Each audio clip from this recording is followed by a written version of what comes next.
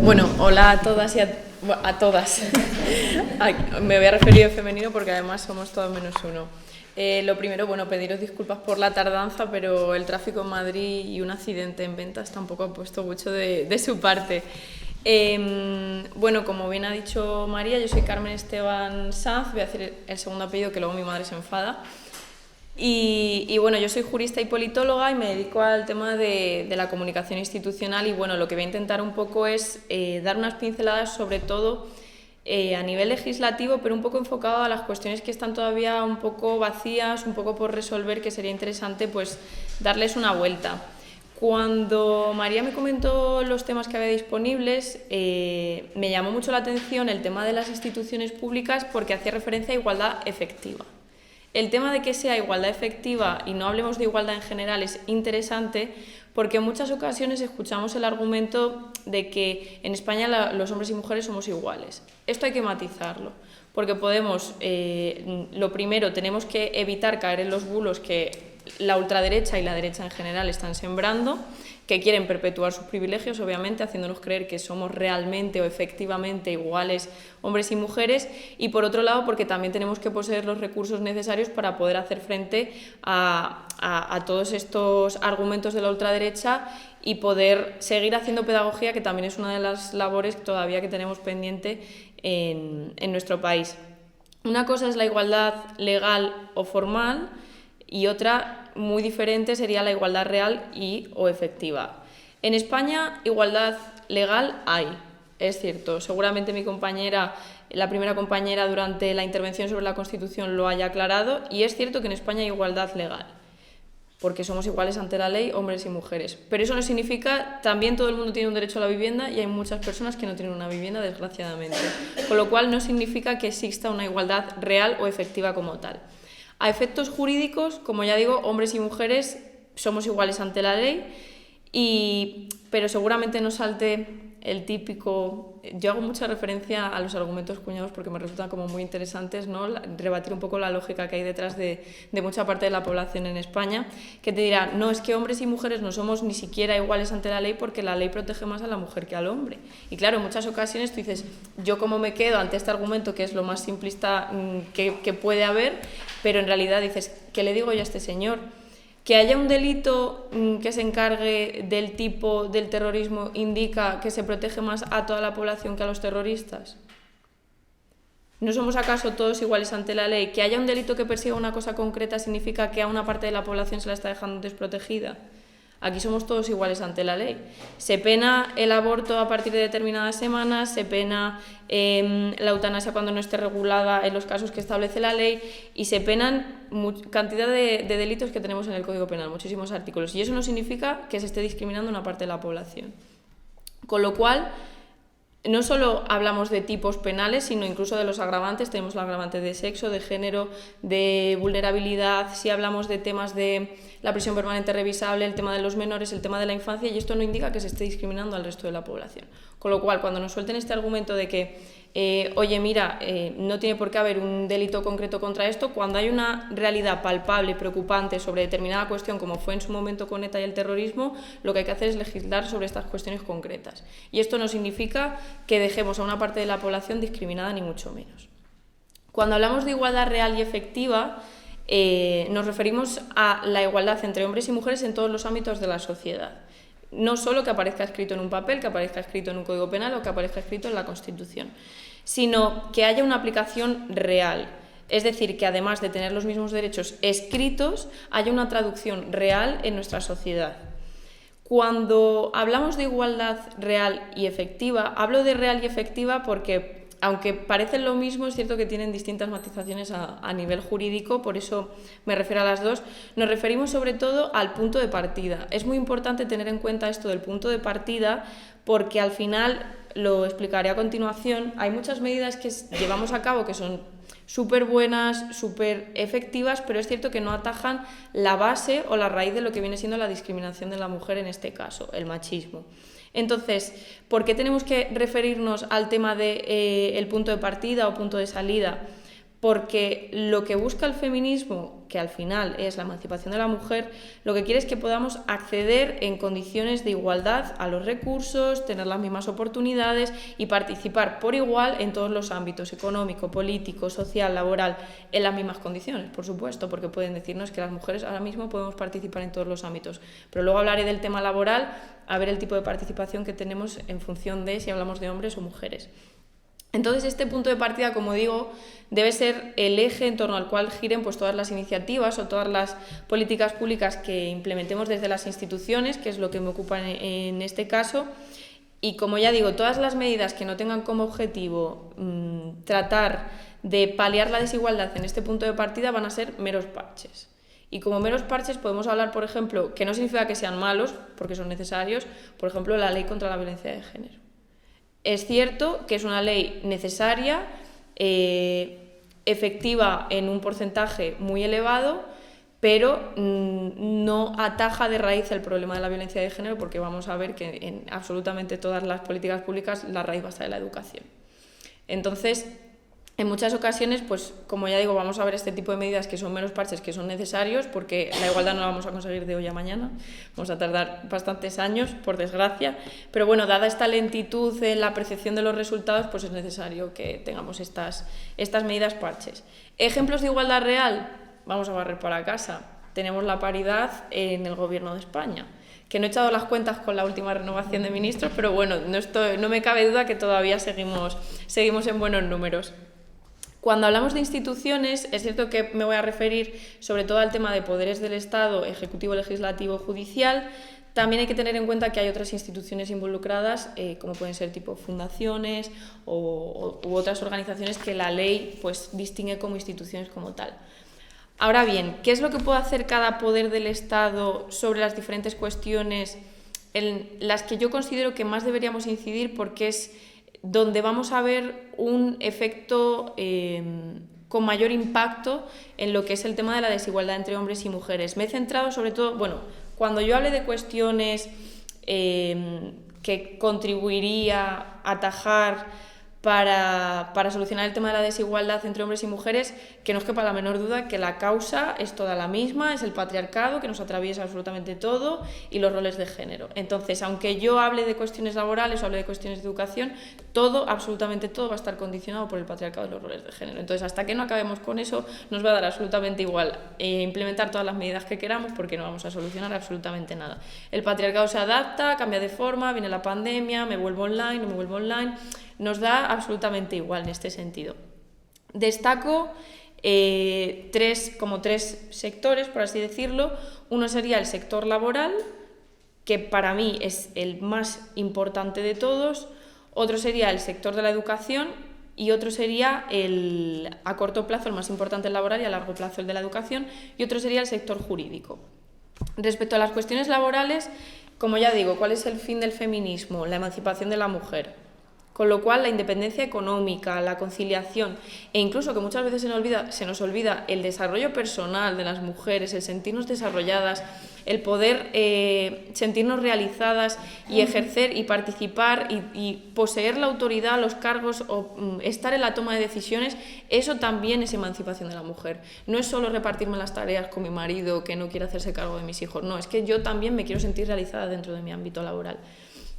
Las tres cuestiones laborales, dentro de las tres cuestiones generales, serían, por un lado, el tema de la brecha salarial, por otro lado, el techo de cristal y el suelo pegajoso, que muchas veces se nos olvida el segundo, el suelo pegajoso, y la cultura empresarial un poco en su conjunto, que al final pues lo he situado como un tercer punto, pero vamos, abarcaría absolutamente todas las cuestiones laborales. Cuando hablamos de brecha salarial, por ejemplo, existe la creencia de que la brecha salarial es ilegal o está prohibida. Otra cosa es que sea moral o no sea moral, pero la brecha salarial no está prohibida. No hay ningún impedimento legal que sancione a las empresas por el hecho de que haya una diferencia entre el salario medio percibido entre hombres y mujeres por el mismo trabajo. Claro, aquí entra la matización. Si tú te centras en esa definición, desaparece el tema de la discriminación laboral. Hay que diferenciar Yo, es más, hasta que no me informé sobre esto, pensaba que la brecha salarial era algo que estaba penado, ¿no? Que se perseguía. Es cierto que se persigue, pero no a nivel jurídico. Hay que distinguirlo del tema de la discriminación laboral, que en este caso sería discriminación por sexo o por género. Porque la discriminación laboral lo que te dice, por ejemplo, en su caso, es que, en este caso, hablando de brecha salarial, lo que sí está penado es que una mujer y un hombre, por realizar el mismo trabajo, no perciban el mismo salario.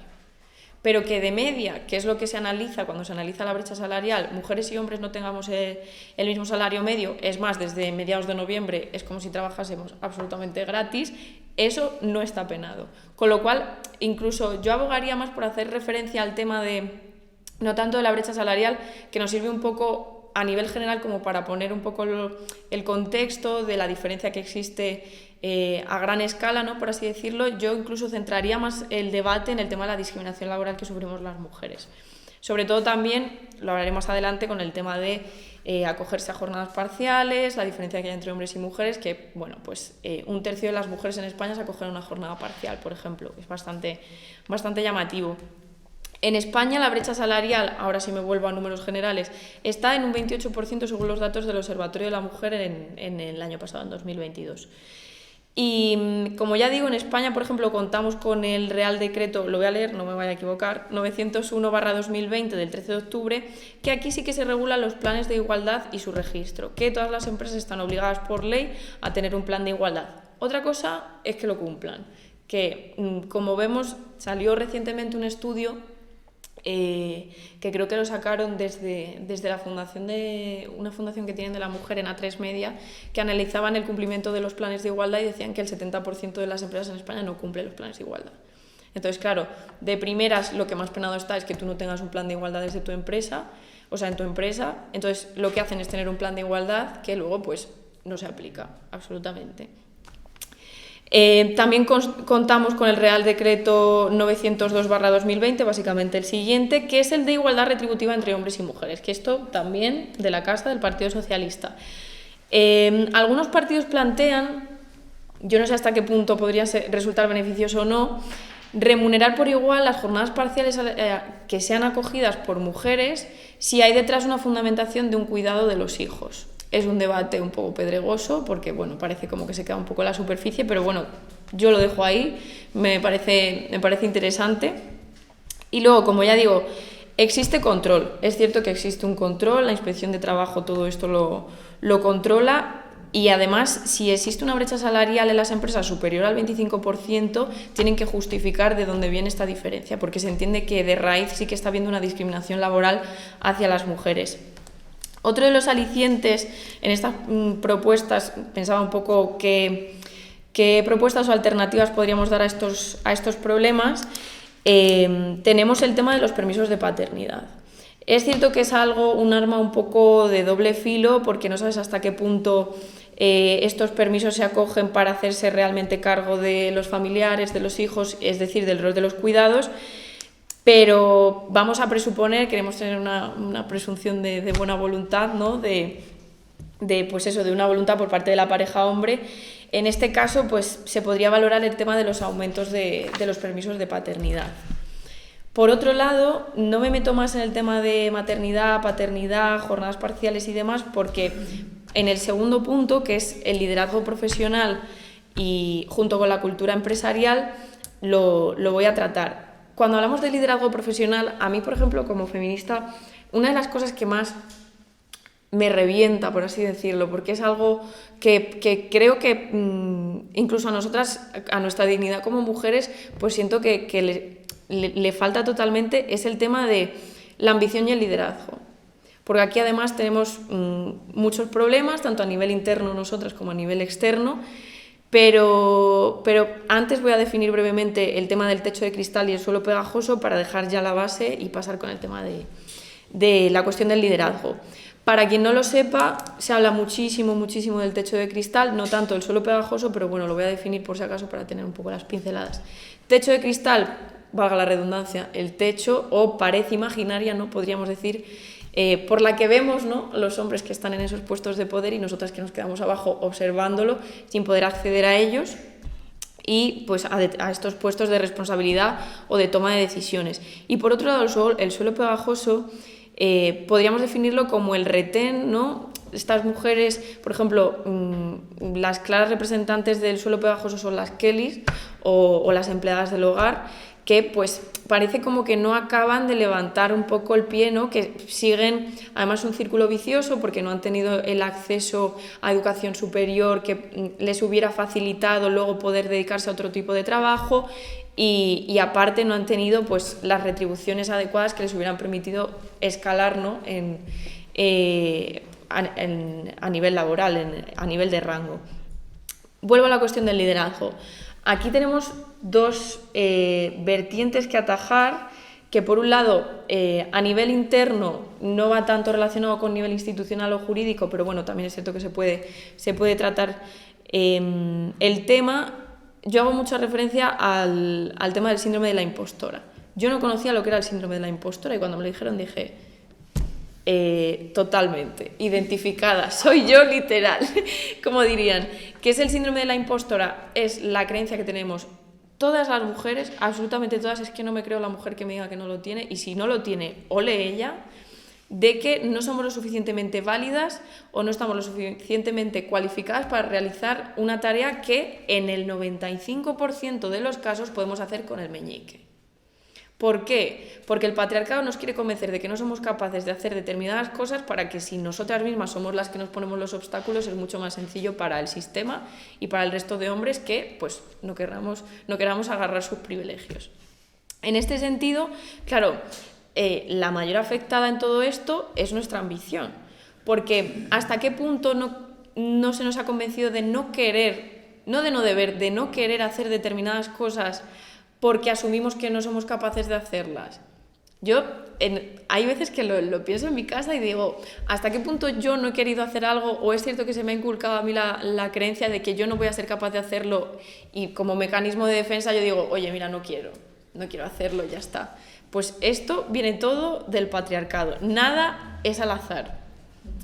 En este sentido, como ya digo, la educación es la herramienta para conseguir que sobre todo desde niñas, pues cuando hablamos, por ejemplo, del Día de la Mujer y la Niña en la Ciencia o hablamos de referentes femeninos, aquí es muy importante que pues, demos la imagen a las niñas de que cualquier opción, que pueden dedicarse a lo que quieran, pueden hacer lo que quieran, porque si desde pequeñas paliamos ese síndrome de la impostora de que no van a ser capaces de hacer lo que ellas quieran y que también identifiquen lo que ellas quieren ser y no lo que la sociedad les impone. Que aquí es donde las leyes educativas van a jugar un papel fundamental, que claro, en España tenemos un problema y es que cada vez que entra un partido nuevo en el gobierno cambiamos la ley educativa. Pues así no tenemos ningún efecto a largo plazo.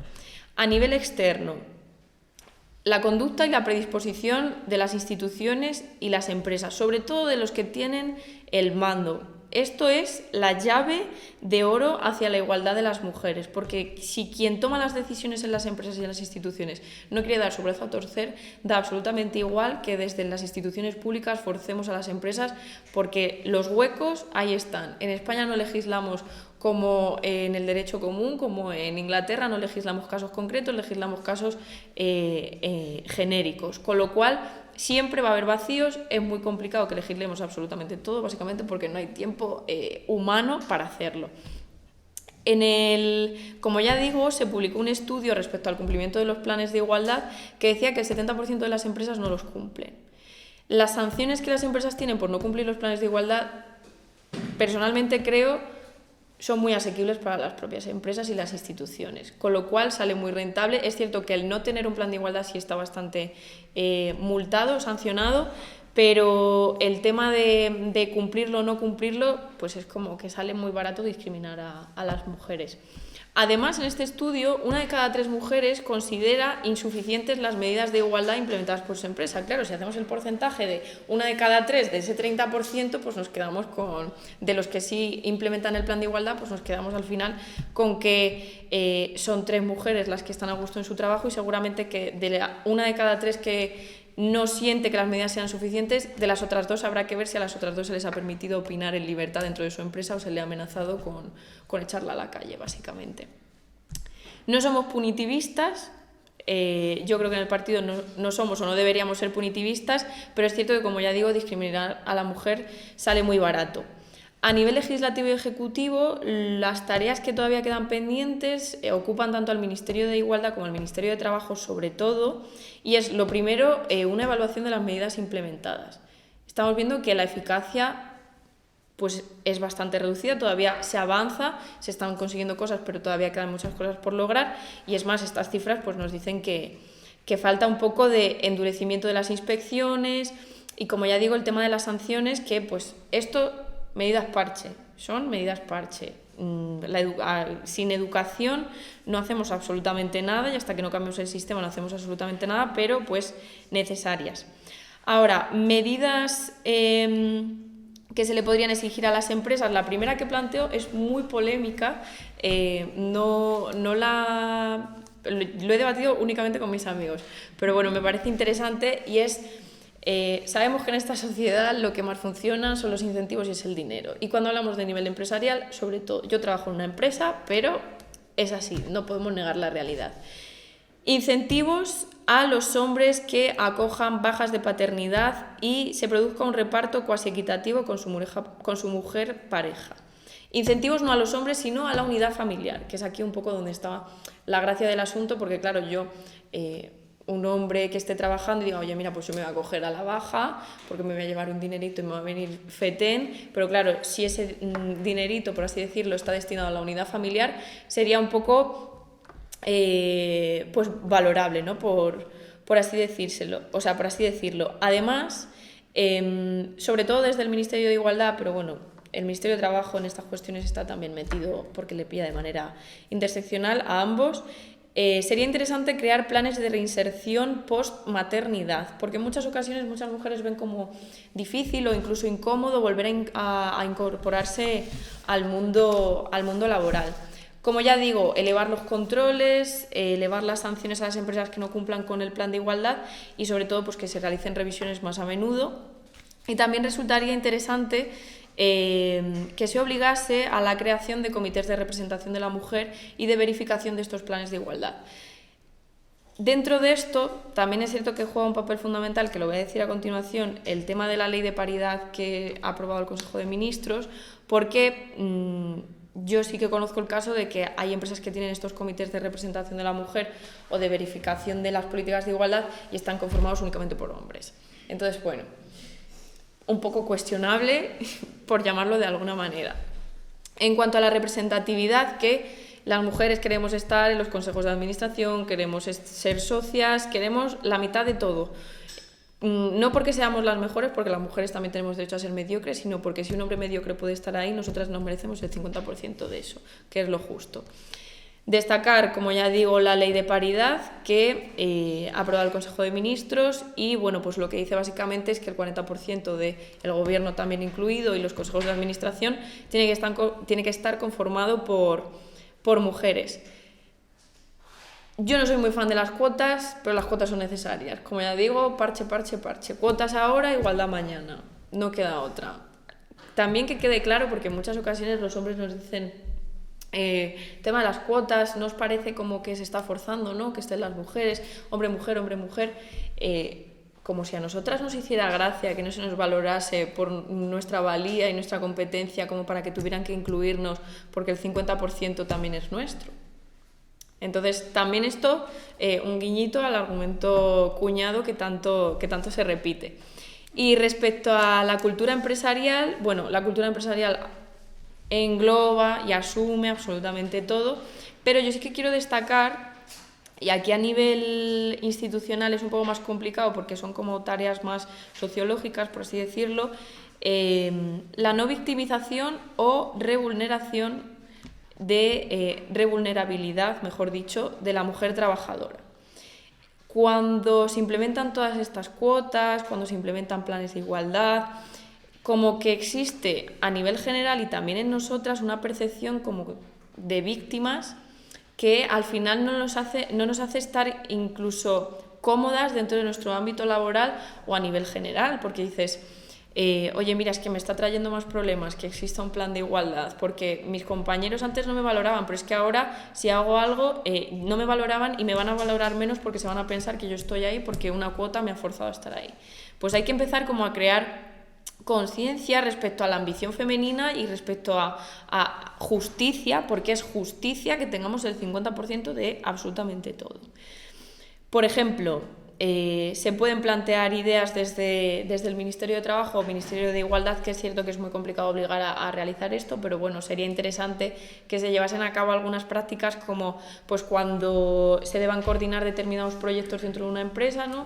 Yo, por ejemplo, trabajo en asuntos públicos, pues se exponen determinados proyectos, lo que no es normal es que siempre que haya una exposición salga un hombre a exponer y sea el que coordine. Pues también sería interesante como intentar un poco controlar ese tipo de ámbitos. Es muy complicado, ya digo, porque son cosas muy concretas, pero que se fuerce, aunque tenga una connotación negativa el tema de forzar, se fuerce un poco la representación y el papel de la mujer, y nosotras pues no sentirnos mal ni por recibir incentivos ni por recibir promociones, porque nosotras también tenemos derecho a ello, es que no hay otro argumento.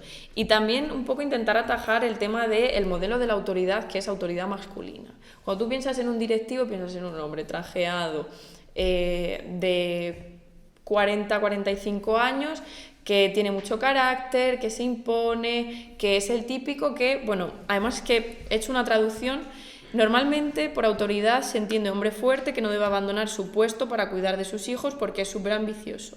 Traducción real: hombre que no atiende a sus deberes como padre, pareja o hijo y que no posee ningún tipo de inteligencia emocional ni muestra sus sentimientos y trabaja de manera no saludable, básicamente. Hay que acabar. Es que es bastante llamativo. Este tema ya no entra al Ministerio de Igualdad. Aquí entra trabajo. Y lo que no puede ser es que la mujer a las 6 de la tarde se vaya a cuidar de sus hijos a casa y el hombre esté hasta las 9 de la noche para demostrar a su jefe que es el mejor de absolutamente toda la oficina para que le hagan un ascenso.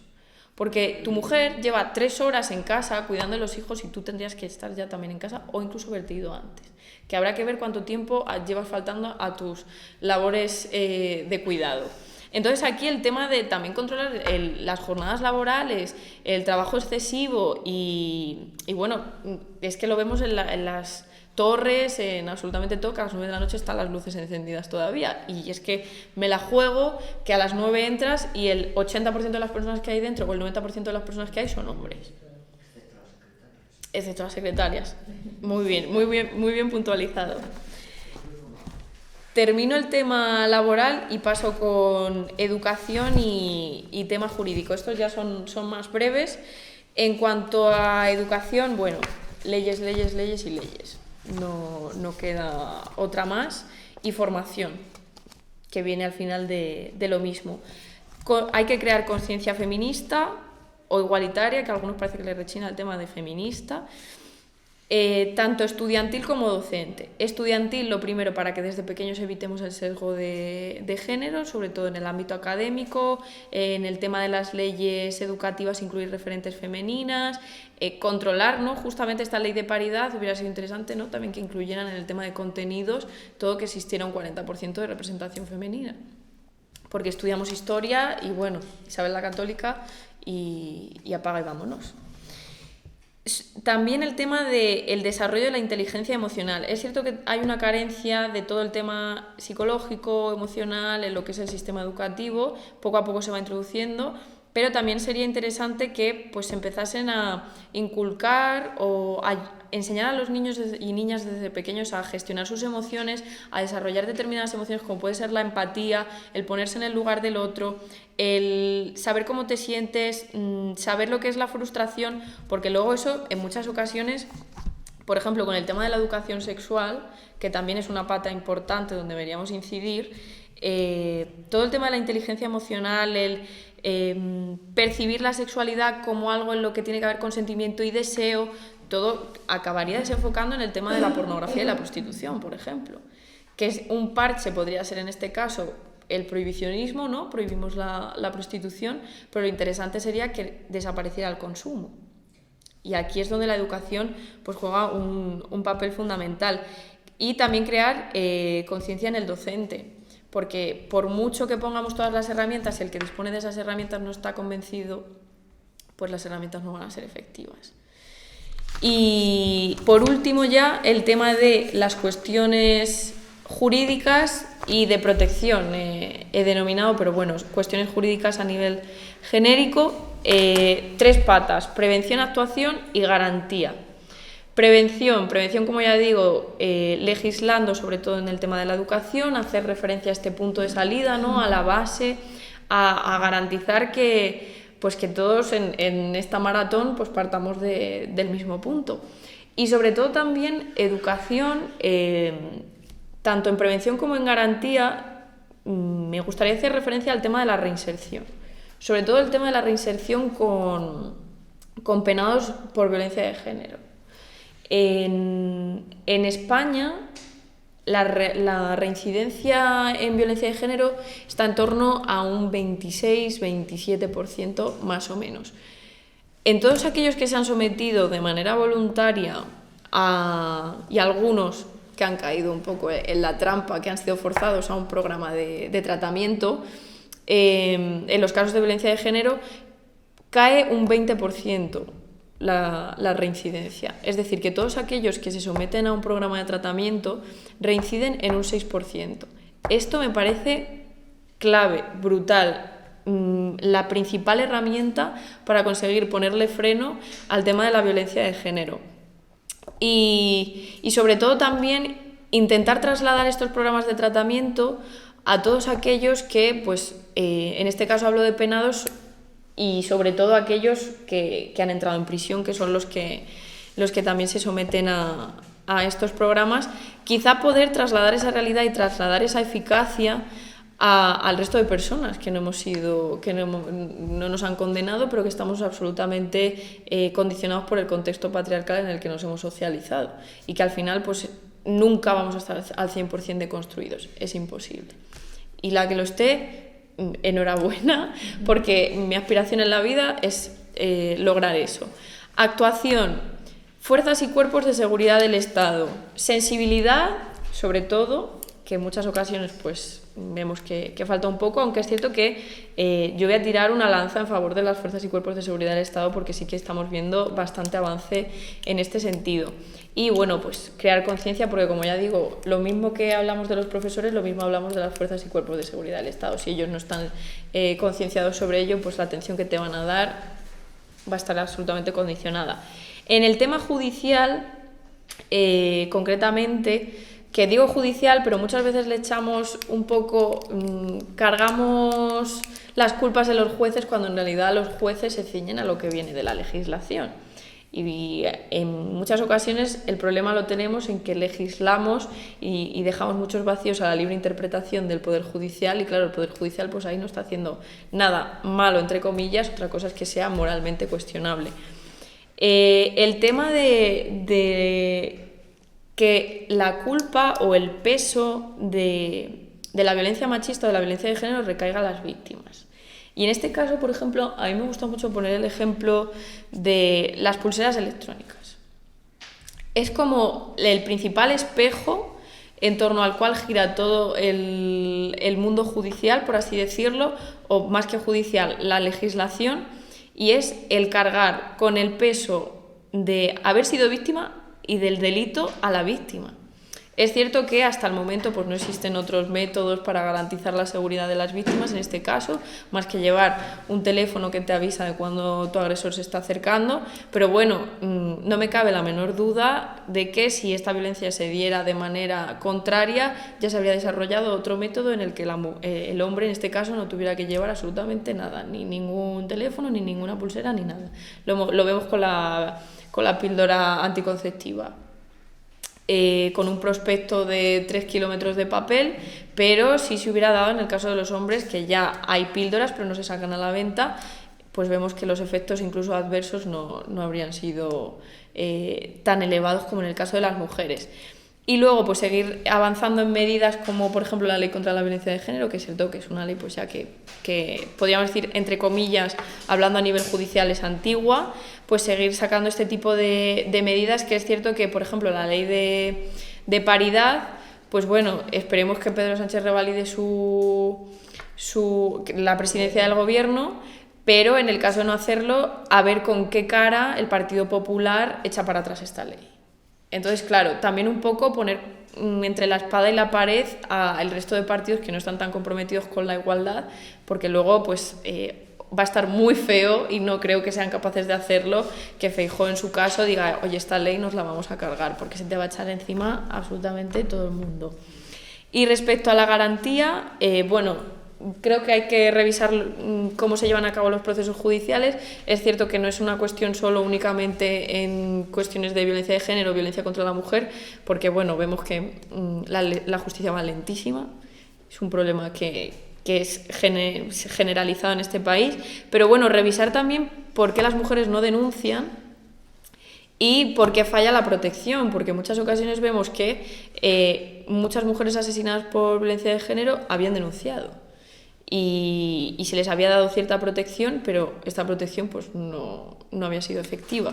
Entonces, revisar estos procesos y, bueno, vuelvo a hacer referencia al tema de la reinserción y un poco intentar copiar el método que se está llevando a cabo en estos programas de tratamiento para penados por violencia de género, que desgraciadamente por falta de recursos no se llevan a cabo en todas las prisiones y en todos los centros penitenciarios, que quizás sería interesante también aumentar la financiación de estos centros.